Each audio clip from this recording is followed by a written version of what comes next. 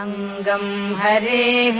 पुलकभूषणमाश्रयन्ति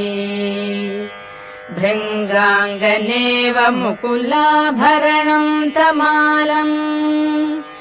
अङ्गीकृताखिलविभूतिरपाङ्गलीला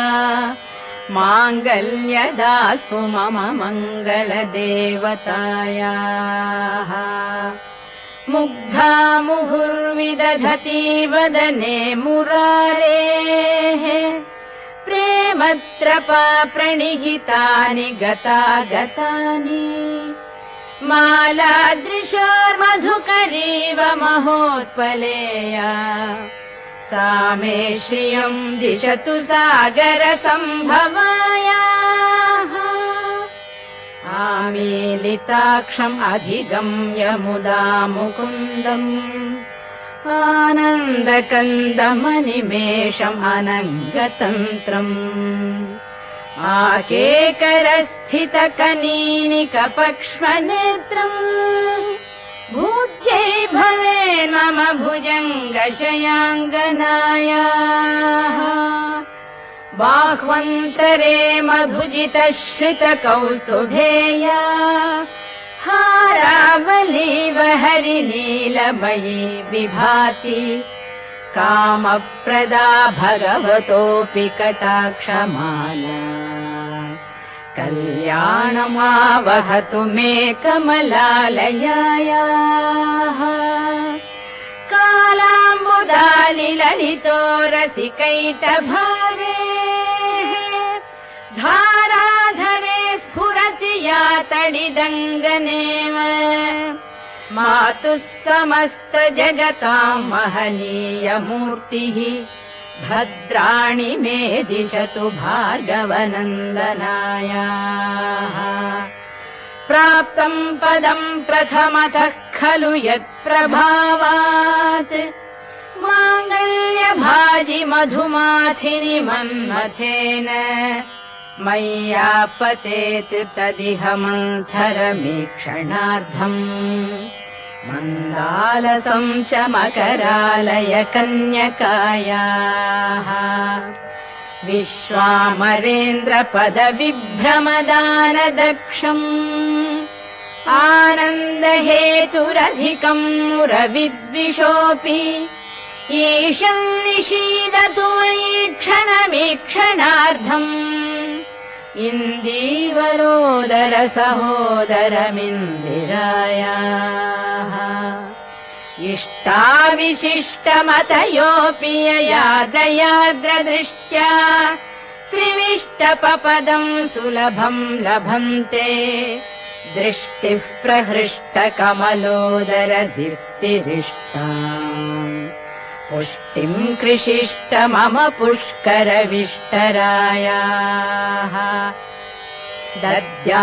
दद्याद्दयानुपवनो द्रविणाम्बुधाराम्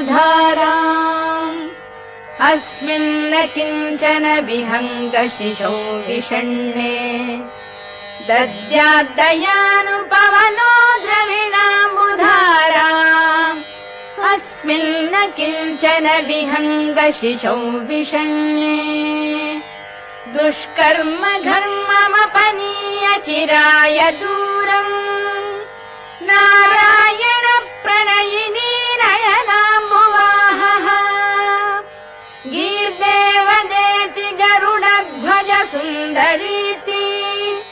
शाकम्भरीति शशिशेखर वल्लभेति सृष्टिस्थितिप्रलयकेलिषु संस्थितायै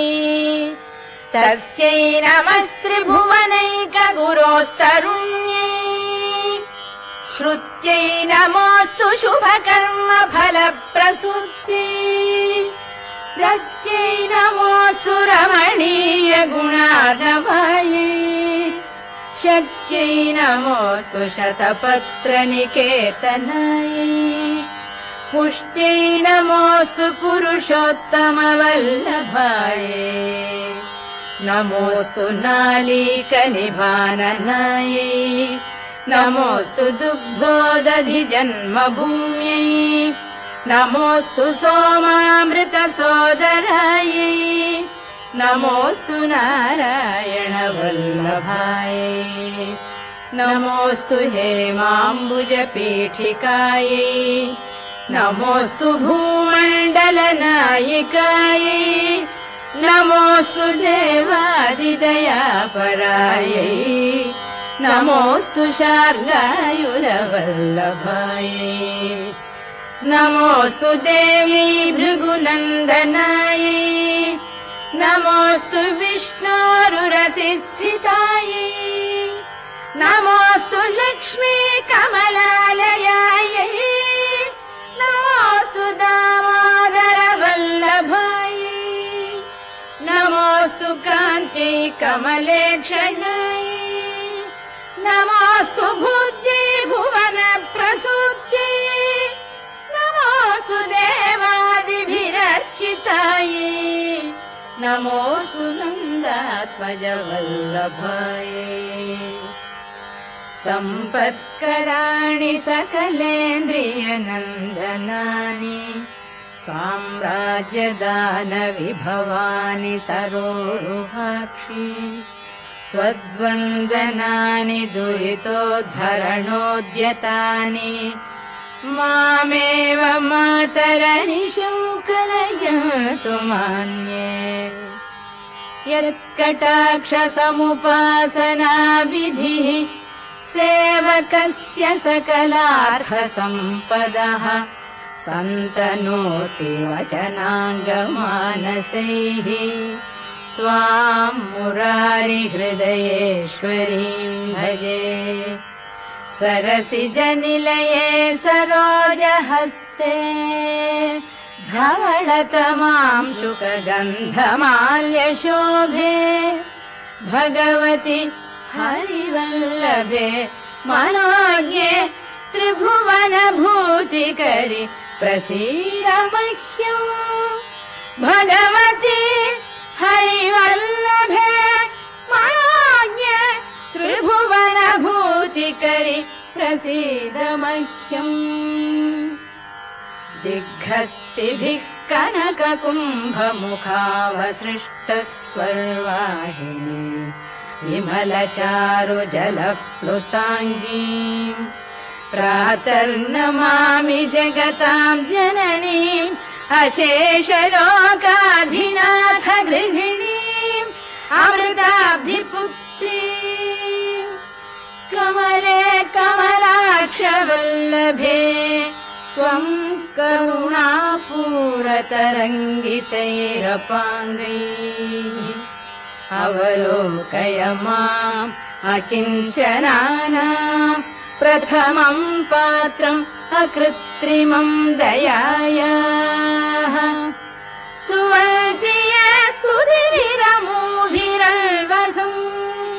त्रयीमयीं त्रिभुवनमातरं रमाम् गुणाधिक गुरुतर भाग्यभागिनः भवन्ति ते भुवि बुध भाविता